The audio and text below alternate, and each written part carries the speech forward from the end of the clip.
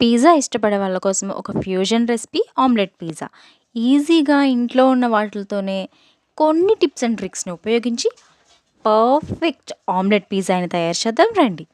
ముందుగా ఒక బౌల్‌లో తరిగిన వెల్లుల్లి, బటర్, రెడ్ చిల్లీ ఫ్లేక్స్, పచ్చిమిర్చి ముక్కలు, కొత్తిమీర తరుగు, చిటికెడు సాల్ట్, చిటికెడు మిరియాల పొడి వేసుకొని బాగా కలుపుకోవాలి. సాల్ట్ విషయంలో మాత్రం సాల్టెడ్ బటర్ ఉపయోగిస్తే చూసుకొని వేసుకోండి, లేదంటే ఉప్పగా ఉంటుంది. ఇప్పుడు 2 ఎగ్స్‌ని పగలగొట్టి సాల్ట్, పచ్చిమిర్చి వేసి బాగా గిలక్కొట్టి పక్కనుంచుకోవాలి.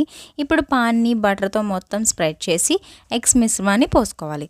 ఇక్కడ మీరు ఈ ప్రాసెస్ కంప్లీట్ అయ్యేంత వరకు కూడా మంట లో ఫ్లేమ్‌లోనే పెట్టి చేయాలి, లేదంటే ఆమ్లెట్ ఉడికిపోయి టాపింగ్స్ ఉడకవు, పిజ్జా మాడిపోతుంది. జాగ్రత్త.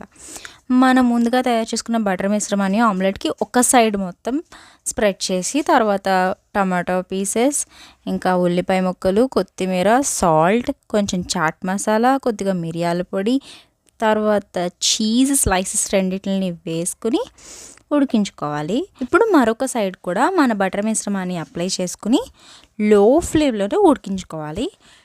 2 మినిట్స్ తర్వాత ఆమ్లెట్ బేస్ని హాఫ్కి ఫోల్డ్ చేసుకుని మరొక 2 మినిట్స్ పాటు కుక్ చేసుకుంటే చాలు. మన delicious breakfast recipe omelette pizza recipe ready అయిపోతుంది. ఎంత పర్ఫెక్ట్గా కుక్ అయిందో చూడండి. Enjoy with mayonnaise or tomato ketchup. Please like, share and subscribe. Thanks for watching.